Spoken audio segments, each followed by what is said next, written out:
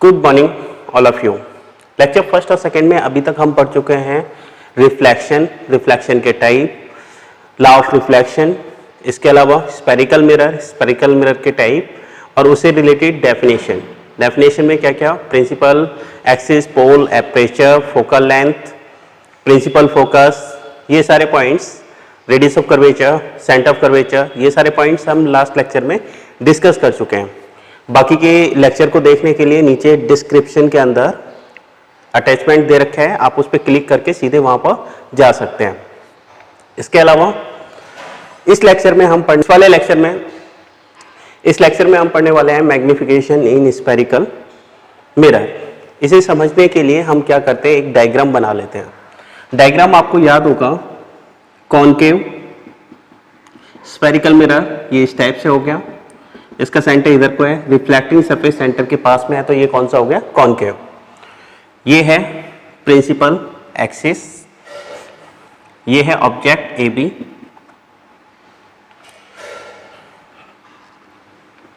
इसके बाद ऑब्जेक्ट से रे चलती है, तो यहां से स्फेरिकल मिरर से रिफ्लेक्ट होने के बाद कहां से पास होगी, फोकस से। दूसरी रे जो सेंटर ऑफ कर्वेचर से जा रही है वो 180 डिग्री पर रिफ्लेक्ट हो जाएगी। तीसरी रे आपको बताई थी जो पोल से जाती है वो उतना ही एंगल बनाते हुए रिफ्लेक्ट हो जाती है। ये ऐसे आई थी, ऐसे गई, तीनों रे यहाँ पे कट कर रही है, यहाँ पर क्या बन जाएगा, इमेज बन गई ए डैश बी डैश। अब देखिए सबसे पहला पॉइंट, मैग्निफिकेशन को हम स्मॉल एफ से रिप्रेजेंट करेंगे। मैग्निफिकेशन होता क्या है, it is ratio of size बोल सकते हो या हाइट बोल सकते हो, size of image to the size of object. इसका मतलब क्या हुआ, ऑब्जेक्ट की हाइट को हमने एस से इंडिकेट किया था, इमेज की हाइट को हमने एच डैश से इंडिकेट किया था। तो यहां पर देखिए H height of object, H dash height of image, इसे इस टाइप से लिखा जा सकता है। तो स्टेटमेंट के अकॉर्डिंग इसका फॉर्मूला क्या हो गया, m equal to H dash upon H. तो मैग्निफिकेशन का सिर्फ एक फार्मूला नहीं होता, इसके कई सारे फार्मूले होते हैं। तो वो फार्मूले क्या क्या होते हैं वो हम आपको बताने वाले हैं। अच्छा ये बताइए, हमने ट्राइंगल का सेट ले लिया, ट्राइंगल ले लिया, एक तो हमने लिया है पी ए बी एंड दूसरा ट्राइंगल लिया है हमने P A dash B dash. ये दोनों सिमिलर ट्राइंगल है।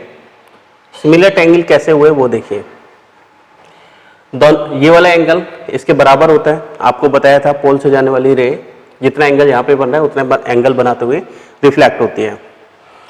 इस वाले ट्राइंगल में ये एंगल 90 है, इस वाले में ये वाला एंगल 90 है।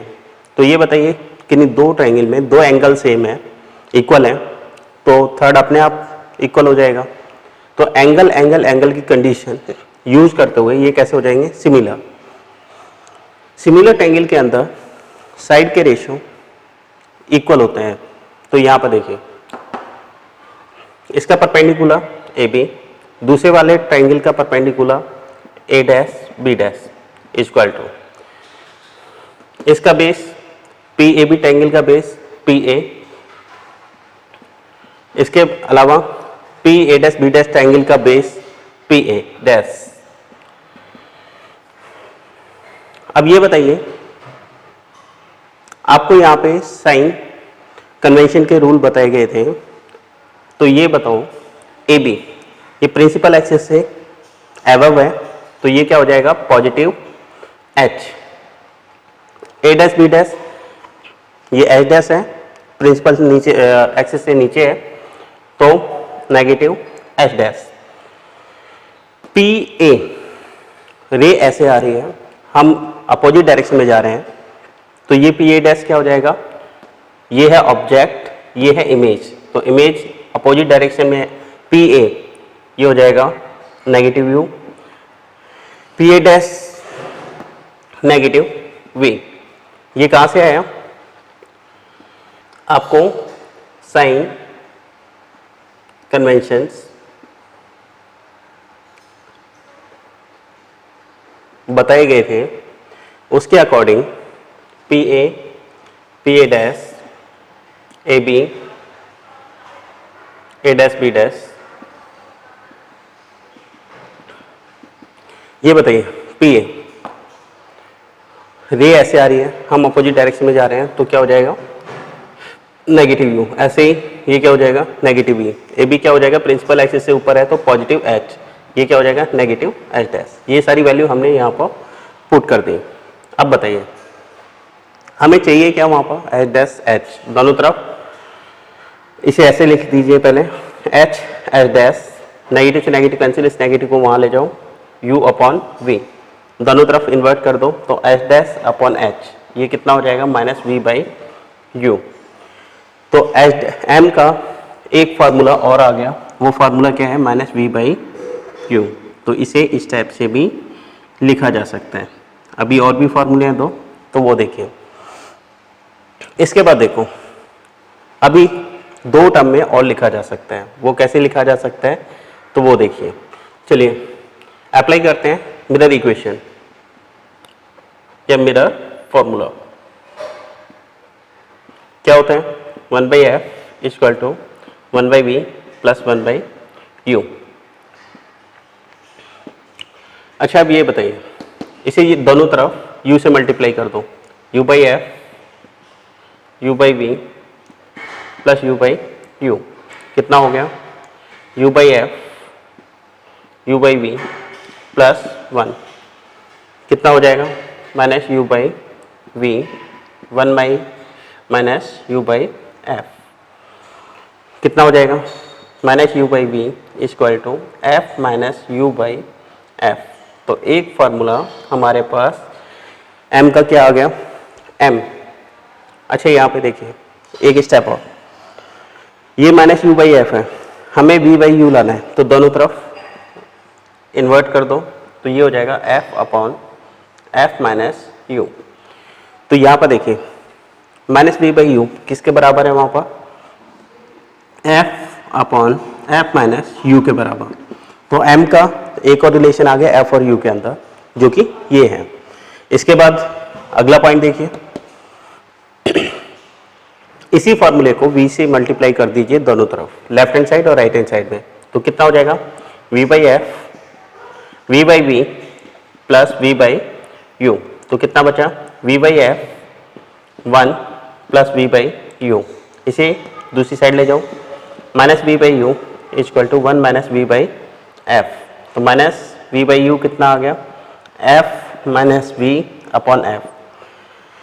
तो m का एक और फॉर्मूला आ जाता है, माइनस v बाई यू किसके बराबर है? f minus v by f. तो हमारे पास ये m के फॉर्मूले हैं। m के इतने सारे फॉर्मूले आते हैं, इनको यूज़ करके हम न्यूमेरिकल को सॉल्व कर सकते हैं।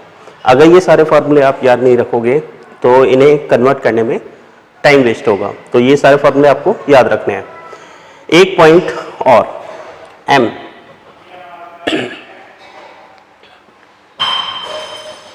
m की वैल्यू अगर नेगेटिव आती है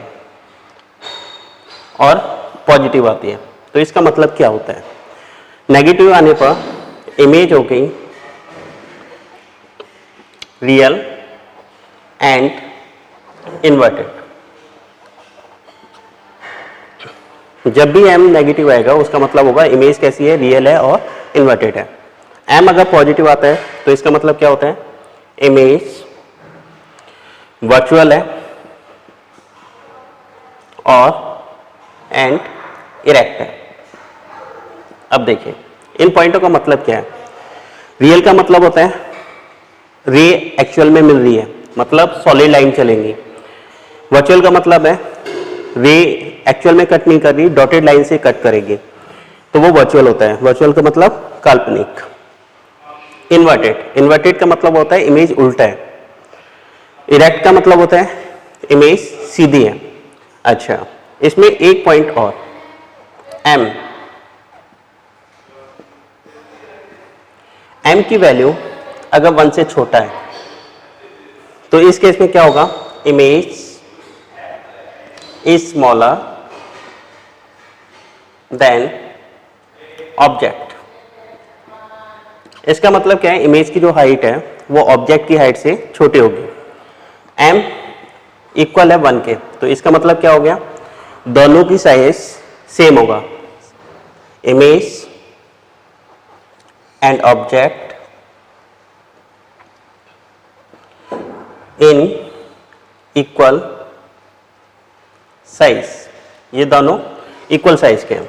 इसके बाद m अगर बड़ा है 1 से, इसका मतलब क्या होगा, image is larger than object. ठीक है, तो ये सारे पॉइंट्स आपको याद रखने हैं m में। क्या मतलब हुआ, मैग्निफिकेशन ये रेशियो होता है height of image to the height of object, या कह सकते हैं ratio of size of image to the size of object. 1 2 3 इसके 3 फॉर्मूले मैंने आपको ड्राइव करके दिखाए हैं। m की वैल्यू या तो नेगेटिव हो सकती है या पॉजिटिव। तो नेगेटिव का मतलब है इमेज कैसी होगी, रियल और इन्वर्टेड होगी। पॉजिटिव का मतलब इमेज वर्चुअल और इरेक्ट होगी। m 1 से छोटा है तो इसका मतलब है इमेज की हाइट ऑब्जेक्ट से छोटी है। m 1 के बराबर है तो दोनों इमेज और ऑब्जेक्ट का साइज सेम है, इक्वल है। m बड़ा है 1 से, इसका मतलब है इमेज बड़ी होगी ऑब्जेक्ट से। अच्छा, अब देखिए एक एग्जांपल ले लेते हैं। एग्जांपल, आपको m दिया हुआ है -2, इससे आपको क्या पता चल रहा है, तो पहले तो देखिए यहाँ पे नेगेटिव लगा हुआ है, तो नेगेटिव का मतलब क्या आ रहा है, नेगेटिव का मतलब आ रहा है image is real and inverted.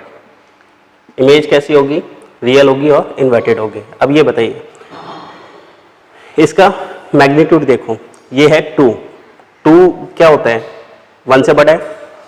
यहाँ पे ये ध्यान रखना, -2 नहीं देखना है, इन टर्म का मीनिंग अलग अलग आता है। इसका मतलब आप ऐसे लोगे, नेगेटिव का मीनिंग अलग और 2 का मतलब अलग। नेगेटिव का ये लिख दिया, 2 का मतलब क्या है, image is larger than object. तो हम यहाँ पे क्या लिखेंगे, image is larger than object. ठीक है, इमेज क्या होगी, ऑब्जेक्ट से बड़ी होगी। कितना होगा, 2 टाइम्स होगा। तो इस टाइप से हमें ये मैग्निफिकेशन पूरा का पूरा पता होना चाहिए। ठीक है, अभी थोड़ी देर पहले आपको मैग्निफिकेशन के बारे में कई सारे पॉइंट्स बताए गए थे। अब कुछ एग्जांपल लेके उसे एक्सप्लेन करते हैं। अच्छा ये बताइए, m थोड़ी देर पहले बताया था आपको, अगर नेगेटिव आता है और पॉजिटिव आता है तो उसका मीनिंग क्या बताया गया था। नेगेटिव का मतलब बताया गया था image is real and inverted. Image कैसी होगी, रियल होगी और इन्वर्टेड होगी। पॉजिटिव होगा तो इमेज कैसी होगी, image is virtual and erect. अच्छा ये बताइए, रियल का मतलब क्या बताया था, इमेज कैसी बनेगी, सॉलिड लाइन से बनेगी, वो डॉटेड लाइन से इंडिकेट नहीं होगी। रे एक्चुअल में मिलती है। रियल का मतलब है, रियल इमेज का मतलब होता है अगर रे एक्चुअल में कट करती हैं तो वो रियल इमेज होती है। इन्वर्टेड का मतलब होता है उल्टी इमेज। ये पेन कैसे है, अभी कैसे है सीधा, अब ऐसे कर देंगे तो क्या हो जाएगा, उल्टा। तो ऐसा ही यहाँ पर है। तो ये बताइए, image in virtual, image is virtual and erect. Virtual का मतलब है ये डॉटेड लाइन से बनेगी, रे एक्चुअल में नहीं मिलती है, काल्पनिक बोला जाता है इसे।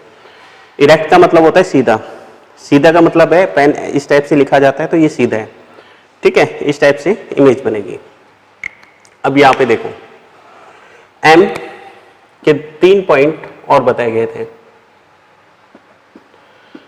ये बताइए, m छोटा है 1 से, m बराबर है 1 के, m बड़ा है 1 से।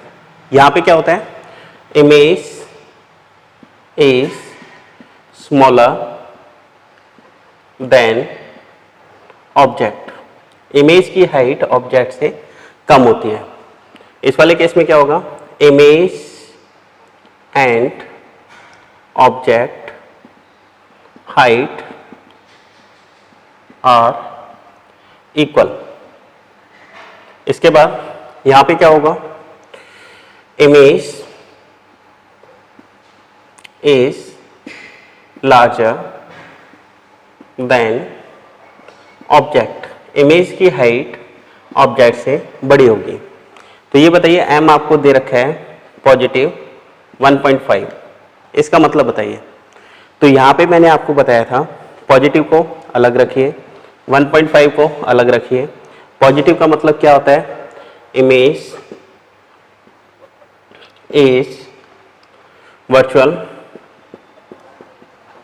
And erect. 1.5 का मतलब क्या है, 1 से बड़ा है, तो and image size is 1.5 times than object. इसका मतलब क्या है, 1.5 टाइम्स का मतलब है बड़ी है, ठीक है। तो इस टाइप से हम इसके बारे में, नेचर के बारे में लिख सकते हैं। तो ये क्या हो जाता है, nature of image, nature of image. आपसे पूछा जाएगा क्वेश्चन में इमेज का नेचर बताइए, तो हमें m निकाल के इस टाइप से सारी चीज़ें कैलकुलेट करनी होंगी। तो ये पूरी इंफॉर्मेशन है मैग्निफिकेशन इन स्फेरिकल मिरर के बारे में। तो अगला टॉपिक कवर करते हैं, चलिए देखिए।